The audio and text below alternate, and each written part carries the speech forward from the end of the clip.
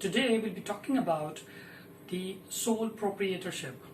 What is the definition for sole proprietorship and what are the merits and demerits of sole proprietorship? First, take a look at the definition of sole proprietorship. A sole proprietorship is a business which is owned and managed by single individual. It's called sole proprietorship. So there are two important terms in this definition: ownership and management.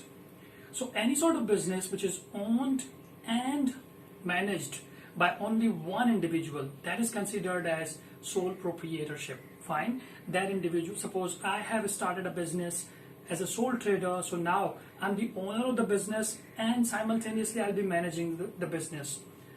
None other than me is going to help me out in the management of the affairs of the business. So that is considered as sole proprietorship. Now, what are the merits and demerits of sole proprietorship? Let me tell you one more important point, that sole proprietorship is quite famous and usually followed in South Asian context because people find out a lot of advantages in it.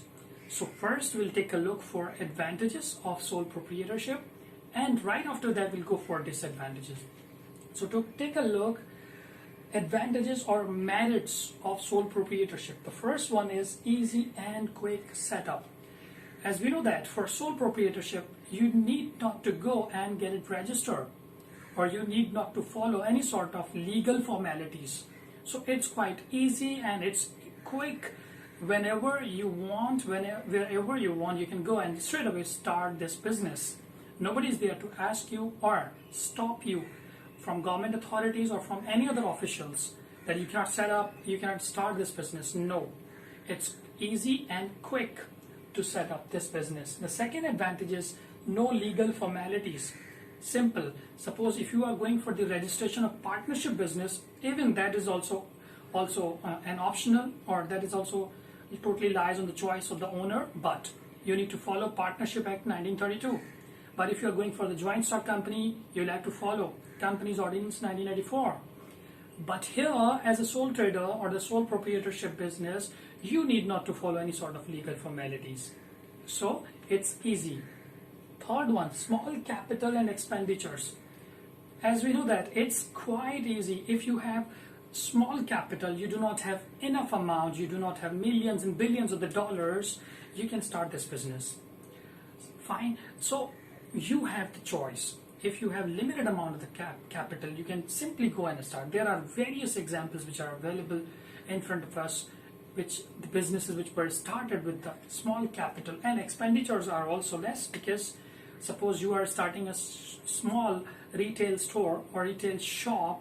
For that you need small capital and the expenditures will also be quite low. That is another merit of sole proprietorship. Independent choice of business. It's totally up to you. You are the owner. You will have to decide in which sort of business you are going, whether manufacturing, whether service, retailing, etc. It's totally up to you. You can decide about the business by yourself. Nobody is there to ask you. You are not answerable to anyone else as well. Then secrecy of the business. It's another important point. The people in the South Asia usually prefer to keep everything secret, especially related to the financial matters of the business. So it is another important factor that because you are the all alone individual owner, so you need not to disclose all the important documents or the amount or the finance or the profit to anyone else. No profit sharing. Simple. There are no partners. There are no other individuals with you in the business, so you need not to share your profit. You are the owner of all the profits. Now let's take a look for demerits of sole proprietorship. Limited capital, because you are an individual, and we know that being an individual, you might not have that much of the amount, like millions of dollars, to go and start. So that is why sole traders have usually limited amount of the capital. Then limited borrowing capacity, because it's a small business, so financial institutions usually focus on, or cannot give away the loans, debts, or the credit in a huge amount because the business, the value, the worth of the business is not that high. So limited borrowing capacity. So being a sole trader, you can raise capital for the business, just limited, fine. Limited skills and abilities because there is only one individual who is managing the skills.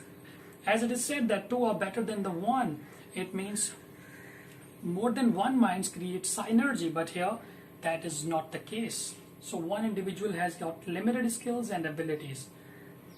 Unlimited liability.